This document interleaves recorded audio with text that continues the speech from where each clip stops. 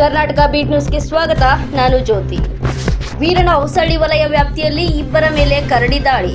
ಕರಡಿ ಸೆರೆ ನಿಟ್ಟುಸಿರು ಬಿಟ್ಟ ಚಾಕಹಳ್ಳಿ ಚಕ್ಕೋಡನಹಳ್ಳಿ ಗ್ರಾಮಸ್ಥರು. ವೀರನ ಹೊಸಳ್ಳಿ ಅರಣ್ಯ ವಲಯ ವ್ಯಾಪ್ತಿಯಲ್ಲಿ ಕರಡಿಯೊಂದು ಇಬ್ಬರ ಮೇಲೆ ದಾಳಿ ನಡೆಸಿ ಗಾಯಗೊಳಿಸಿರುವ ಘಟನೆ ಗುರುವಾರ ನಡೆದಿದೆ. ಇನ್ನು ಗಾಯಾಳುಗಳನ್ನ ಚಾಕಹಳ್ಳಿ ಗ್ರಾಮದ ನಿವಾಸಿ ನಾರಾಯಣ ನಾಯಕ್ 60 ವರ್ಷ ಹಾಗೂ ಚಕ್ಕೋಡನಹಳ್ಳಿ ಗ್ರಾಮದ ಮರಿಗೌಡ ಎಂದು ಗುರುತಿಸಲಾಗಿದ್ದು ಪಟ್ಟಣದ ಸಾರ್ವಜನಿಕ ಆಸ್ಪತ್ರೆಗೆ ದಾಖಲಿಸಲಾಗಿದೆ.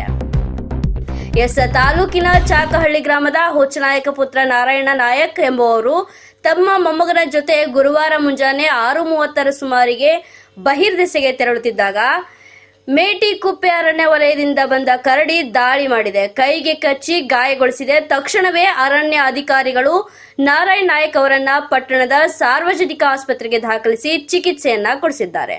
ಮೊಮ್ಮಗ ಕರಡಿ ದಾಳಿಯಿಂದ ಬಚಾವಾಗಿದ್ದಾನೆ. ಬಳಿಕ HD ಕೋಟೆ ವಲಯ ಅರಣ್ಯಾಧಿಕಾರಿ ರಾಮಾಂಜನೇಯಲು ನೇತೃತ್ವದಲ್ಲಿ ಅರಣ್ಯ ಸಿಬ್ಬಂದಿ ಮೇಟಿಕುಪ್ಪೆ ಅರಣ್ಯ ವಲಯದಿಂದ ಬೋನ್ ತಂದಿಟ್ಟು ಕೂಬಿಂಗ್ ಶುರು ಮಾಡಿದ್ದಾರೆ.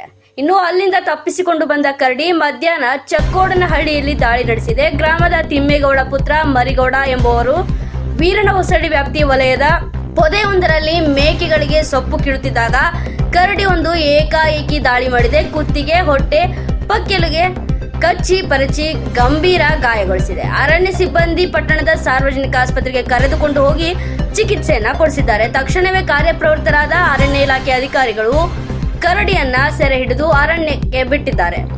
ಕೂಬಿಂಗ್ ವೇಳೆ ಅರಣ್ಯಾಧಿಕಾರಿಗಳಾದ ರಾಮಾಂಜನೇಯಲು, ವಿನೋದ್ ಗೌಡ, ರಶ್ಮಿ ಸೇರಿದಂತೆ ಅರಣ್ಯ ಸಿಬ್ಬಂದಿ ಇದ್ದರು. ಕ್ಷಣ ಕ್ಷಣದ ಸುದ್ದಿಗಾಗಿ ನೋಡ್ತಾ ಇರಿ ಕರ್ನಾಟಕ ಬೀಟ್ ನ್ಯೂಸ್.